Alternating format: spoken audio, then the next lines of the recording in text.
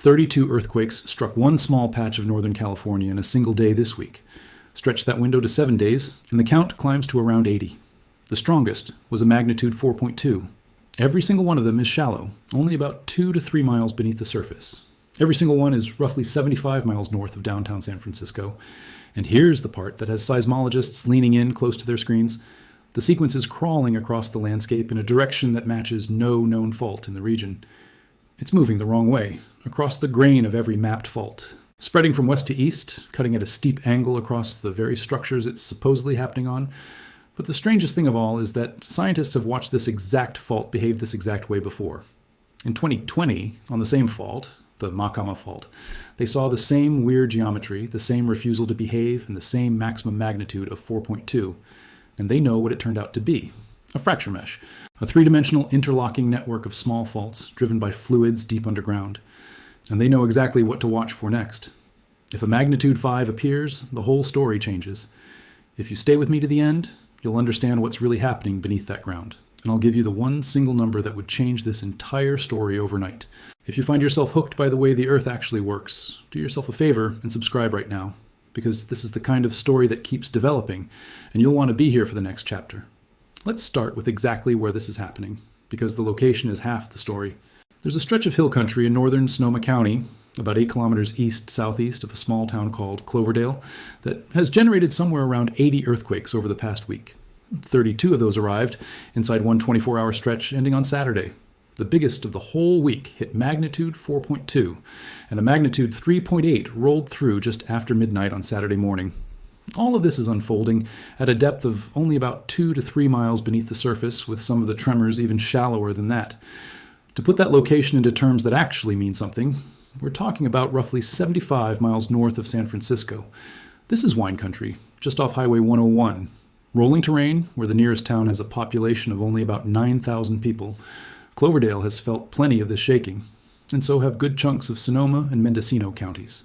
Now, here's the first twist, and it's an important one. None of these earthquakes has done any real damage. A magnitude 4.2 is a solid get-your-attention jolt, but it's not a catastrophe. A 3.8 rattles the dishes in your cabinet and maybe knocks a picture crooked. If you judge this whole sequence purely by the size of the individual quakes, you'd shrug, file it under ordinary Northern California background noise, and move on with your day. And that's exactly why what I'm about to explain matters so much. Because the danger, or the mystery, isn't in the size of these quakes at all. It's in their behavior. So let's clear up a word you're going to hear over and over: swarm. Because a swarm is not just a fancy way of saying a lot of earthquakes. It means something very specific, and once you understand it, everything else clicks into place. A normal earthquake sequence has a shape to it, a signature you can practically draw on paper. One big event dominates everything. Scientists call it the main shock. Then everything that follows is smaller. It comes afterward, and it fades away along a predictable decline that seismologists have been mathematically fitting to real data since the 1890s. You can literally watch it happen after any large quake. The big one hits. The aftershocks pile up thick in the first few hours, and then the rate of shaking drops off steadily, hour after hour, like an echo dying out. A swarm does none of that. There's no single dominant quake, there's no clean fade out, and often there's no obvious starting gun either.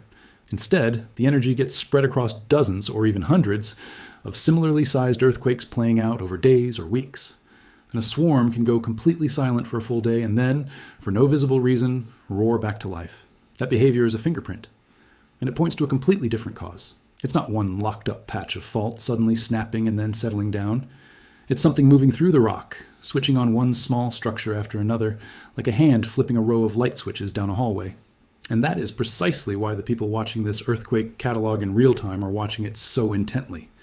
But again, it has nothing to do with how big the quakes are. It has everything to do with the direction they're traveling.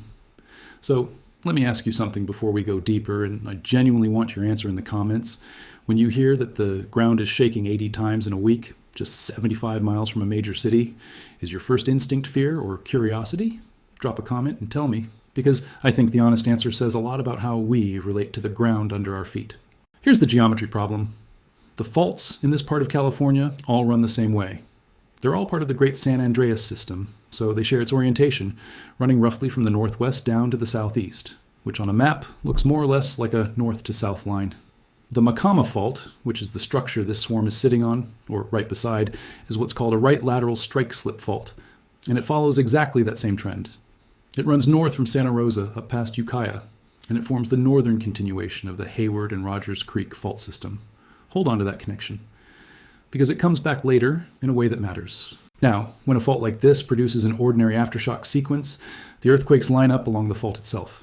They form a long, stretched-out cloud that traces the exact plane of rock that broke. That's not a loose guideline. That's simply what a fault rupture is. The earthquakes mark the edges of the slab that slipped.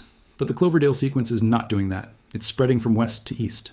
It's running across the grain of every mapped fault in the area, cutting at a steep angle across the very structures it's supposedly happening on.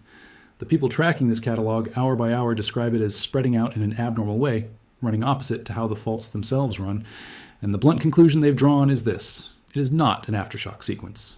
They're absolutely right about the observation. The geometry genuinely is strange, and it's the single most important fact in this entire story. But here's what makes this so much more interesting than the doom scroll theories floating around online right now. There's a published, peer-reviewed explanation for exactly this behavior on exactly this fault.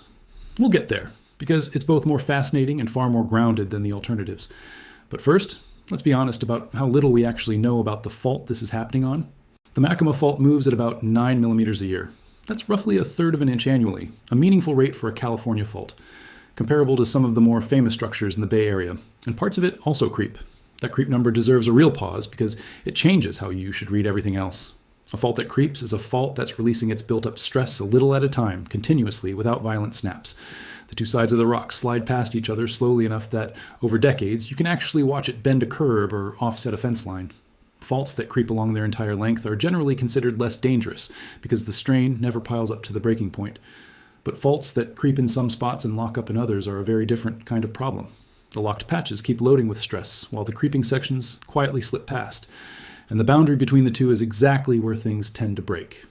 On the Maacama, we know creep is happening. What we don't have is a good map of where that creep stops and the locking begins. And here's the part that should really get your attention. Scientists know remarkably little about the Maacama Fault's earthquake history. Its paleoseismic record, the trenching and sediment work that tells researchers how often a fault has unleashed big earthquakes in the deep past, is thin. Its earthquake cycle is poorly understood. Nobody can tell you with real confidence how often this fault produces a major event, because nobody has been able to pin down the pattern. And that uncertainty matters because the Maacama is not some isolated crack in the ground. Follow it south and it connects to the Rogers Creek Fault. Follow Rogers Creek south and it runs right under San Pablo Bay, where researchers have confirmed it links directly to the Hayward Fault. The two are now mapped as one single continuous structure, rather than two separate faults. So think about what that means. The thing shaking under Cloverdale this week sits at the northern end of a chain that runs straight down into the most densely populated part of Northern California, the San Francisco Bay Area, home to over 7 million people. Now, I want to be very careful and very honest here, because this is exactly where people talk themselves into panic. This is not a prediction. The Maacama producing 80 small earthquakes does not mean the Hayward Fault is about to do anything at all. Faults in a system are not dominoes lined up to knock each other over. Treating them that way is precisely how people conjure up forecasts of disaster that never actually arrive. But the structural connection itself is real. It's mapped. It's not in doubt. And it's the reason this particular fault gets far more attention than its modest size alone would ever justify. Now, let me take you back in time, because this is where the mystery cracks wide open.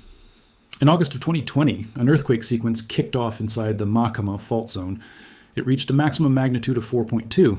It generally faded over time, but it kept restarting, flaring up again and again, persisting on and off all the way into December of that year. And when seismologists first looked at it, it appeared every bit as bizarre as the current sequence appears now. Same wrong-way geometry, same refusal to behave. 3 researchers spent the years that followed taking that 2020 sequence completely apart. They published their findings in geophysical research letters in 2023 under a title that basically gives away the ending: Fracture Mesh Faulting in the Swarm-like 2020 Maacama Sequence. What they did was brute force precision science.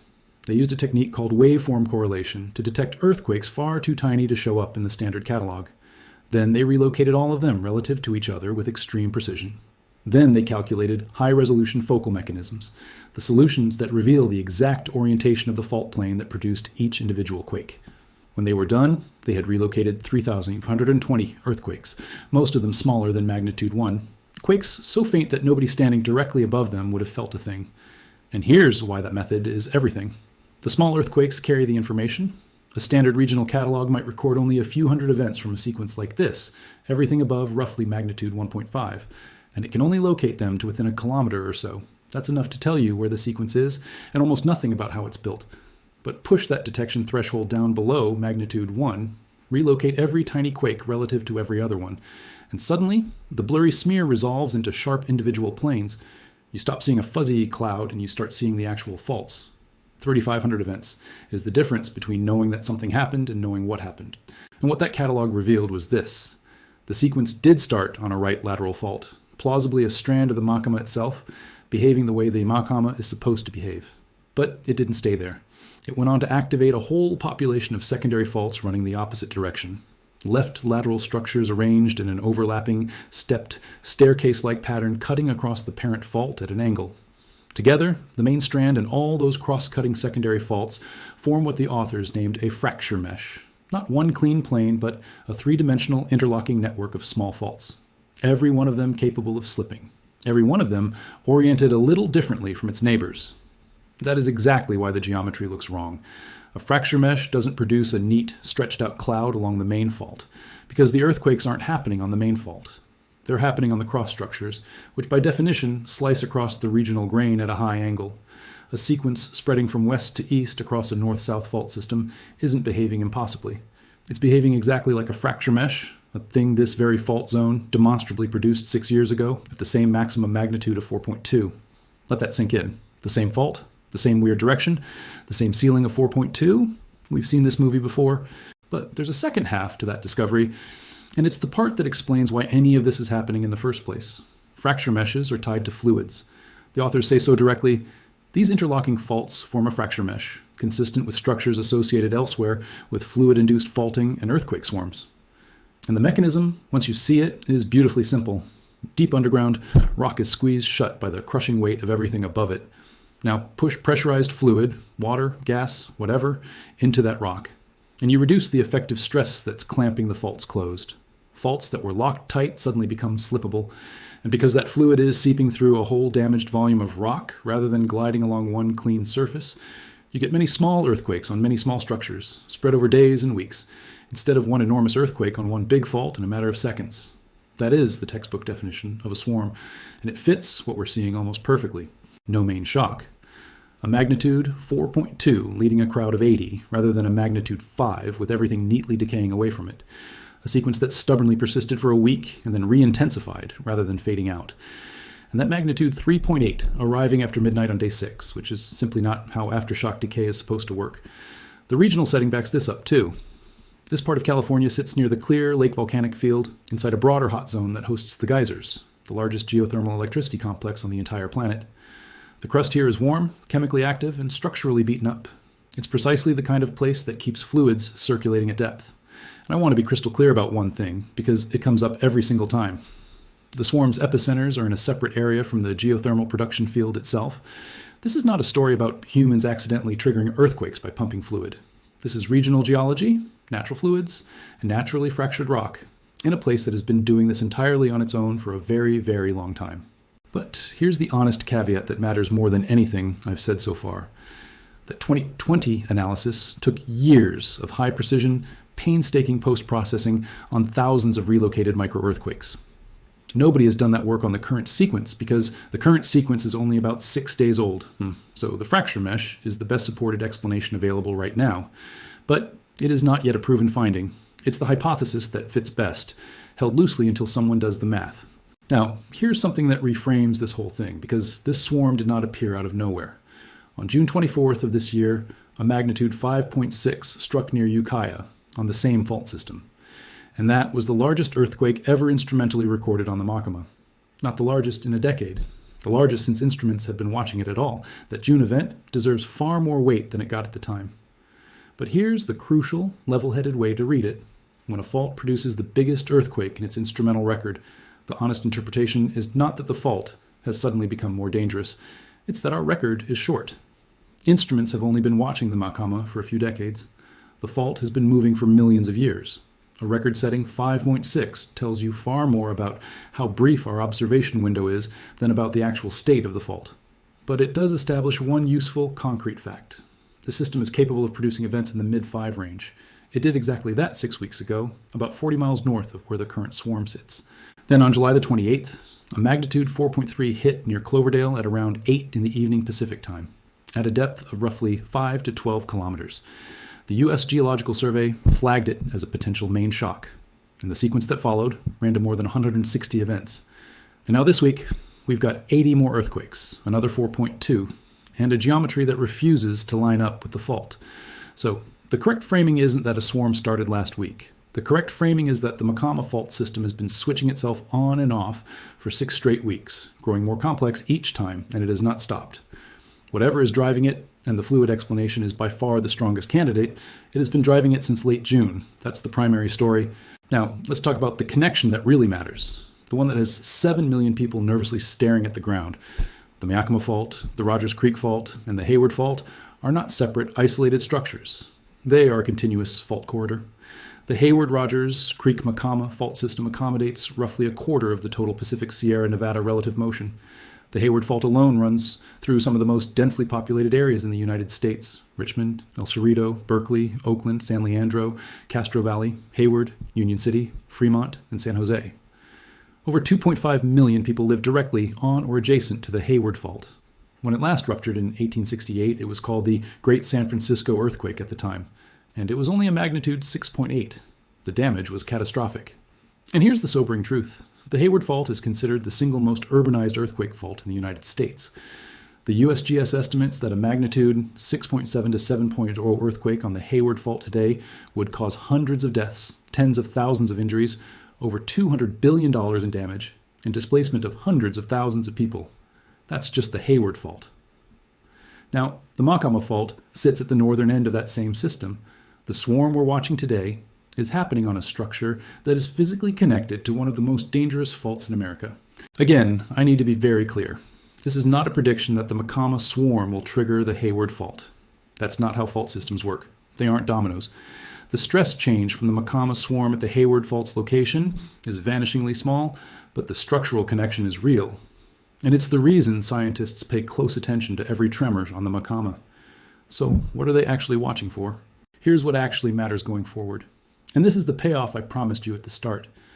On the Maacama, the thing to watch is not whether the swarm continues. Swarms continue. That's what makes them swarms. The thing to watch is whether the maximum magnitude climbs. The 2020 sequence topped out at 4.2 and stayed there for 4 months. This one is currently at 4.2 as well. If that ceiling holds, the fracture mesh interpretation only gets stronger. And this becomes a fluid story that will run its course and quietly stop. But if a magnitude 5 appears, the interpretation changes, because that starts to look like a single structure taking over from the mesh. A magnitude 5 earthquake on the Maacama would be unprecedented in the instrumental record.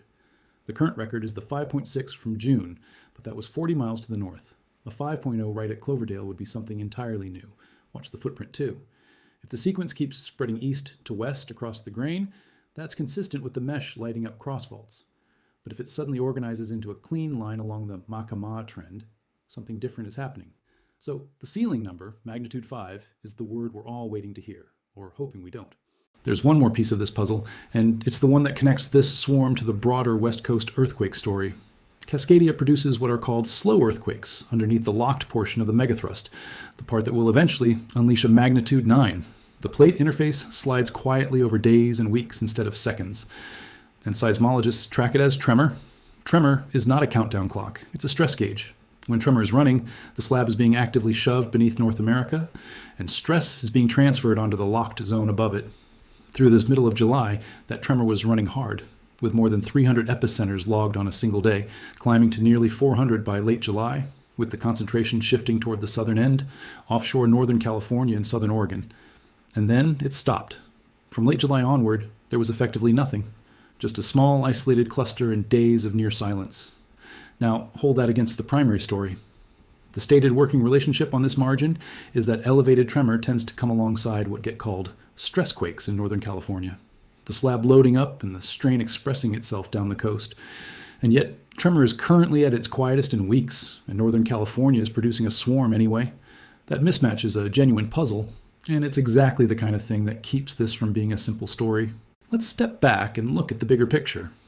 3 unusual things are happening on the West Coast right now: a swarm on the Maacama Fault, 80 earthquakes moving the wrong way, a recent magnitude 5.6 offshore Vancouver Island, a plate fragment tearing apart, and tremor on the Cascadia interface, running hard in July, now silent. But here's the crucial distinction. 3 unusual things happening on the same coastline is not the same as 1 thing happening in 3 places. The Vancouver Island event is 1,100 kilometers from Cloverdale. At that range, a magnitude 5.6 delivers a stress change smaller than what a passing weather system produces. And the decisive fact is simply the calendar. The Cloverdale swarm was already running for several days before the Vancouver Island earthquake happened. The swarm did not start after that quake. It was already there. That distinction is the whole ballgame. Correlation is not causation. And the data does not support the narrative of a West Coast unzipping. But here's what we do know. 326 years have now passed since Cascadia last ruptured back on January 26, 1700. Quiet does not mean the pressure has come off. It means the slab is simply between episodes. And so the single most useful takeaway in all of this is also the least dramatic one. A fault 75 miles north of San Francisco, one that scientists openly admit they don't understand well, has spent 6 weeks producing sequences that don't fit the standard model. That is not a warning of anything imminent. It's a reminder that a structure physically connected to the Hayward Fault, one of the most dangerous faults in America, is being studied in real time by people who are refreshingly honest about the limits of what they know. There's something almost reassuring in that, isn't there? Not the false comfort of someone claiming to have all the answers, but the real grounded honesty of scientists watching, measuring, and telling you plainly what they can and cannot yet see. The earth beneath Cloverdale is talking. We're finally learning enough to listen properly. And the ceiling number, magnitude 5, is the word we're all waiting to hear. Or, hoping we don't, the ground will shake. That's what it does. But the more we understand it, the less we fear it. And the better prepared we are when the real big one eventually arrives. If this made the ground under your feet feel a little more understandable and a little less terrifying, then do me a favor and hit that like button. It genuinely helps this kind of careful, no-hype science reach more people. Subscribe so you're here when the next update drops. Because this story is far from over. And tell me down in the comments, when you heard that 80 earthquakes had struck just 75 miles from San Francisco, what was your first instinct? Fear? Curiosity? And what would you do if a magnitude 5 showed up tomorrow? I read every single one. And your questions often shape the next video. Check out these videos next. West Coast 9.0, earthquake risk, and California's most dangerous fault junction. I'll see you in the next one. Stay safe.